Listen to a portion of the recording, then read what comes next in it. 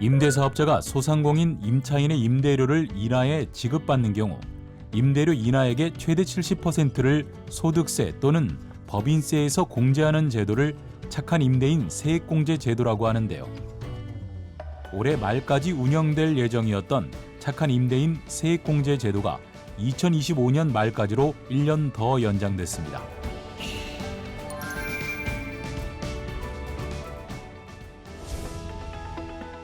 국세청은 코로나19로 어려움을 겪고 있는 소상공인 임차인의 임대료를 자발적으로 인하한 임대인에 대해 2020년 1월 1일부터 착한 임대인 세액공제 제도를 시행하고 있는데요.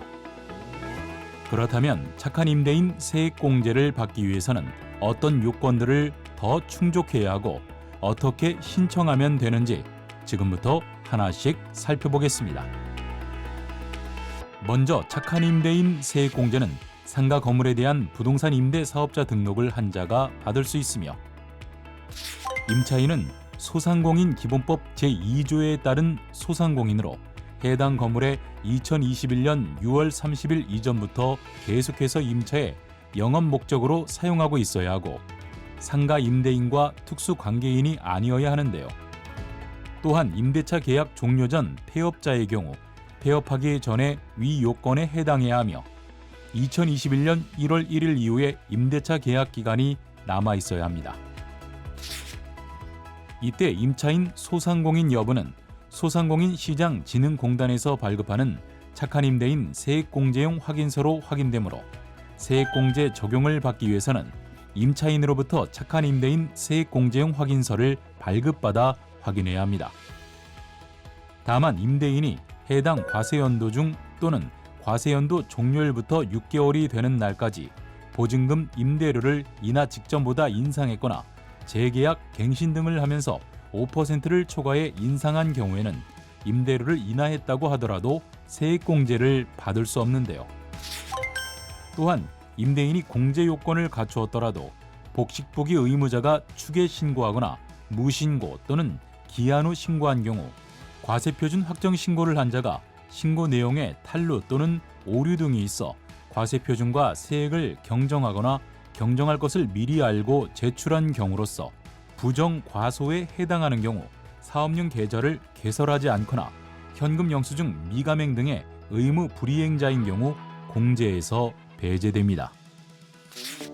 특히 세액 공제액이 납부해야 할 세액을 초과하는 경우 공제받지 못한 금액은 해당 과세연도의 다음 과세연도 개시일부터 10년간 2월에 공제할 수 있는데요.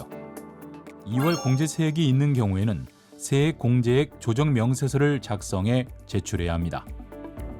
또 상가 임대료를 인하한 임대인이 세액 공제를 받은 경우 최저 한세 적용은 배제되며 공제받은 세액의 20%는 농어촌 특별세로 납부해야 하는데요.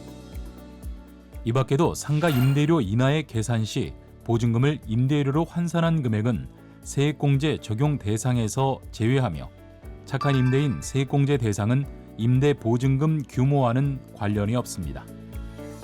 또 비거주자라고 하더라도 상가 임대 사업자로 여타 요건 충족 시 세액공제를 받을 수 있습니다. 이렇게 모든 요건을 충족해 상가 임대료 인하에 대한 세액공제를 적용받기 위해서는 개인은 5월 종합소득세 신고 시 법인은 3월 법인세 신고 시 세액공제를 신청해야 하는데요. 신청할 때는 과세표준 신고서와 함께 세액공제 신청서, 그리고 임대료 인하 직전 계약서, 임대료 인하를 합의한 사실을 입증하는 확약서나 약정서 등의 증명서류, 세금 계산서, 금융증빙 등 임대료 지급 확인 서류, 마지막으로 임차인이 소상공인 시장진흥공단에서 발급받은 임차인 착한 임대인 세액공제용 확인서를 첨부해야 합니다. 이 밖에도 착한 임대인 세액공제에 대해 궁금한 사항은 국세청 상담센터 국번 없이 126번 또는 가까운 세무서 소득세과나 법인세과로 문의할 수 있는데요. 상가 임대료를 인하한 착한 임대인을 위한 세액공제 혜택 놓치지 말고 꼭 챙기시길 바랍니다.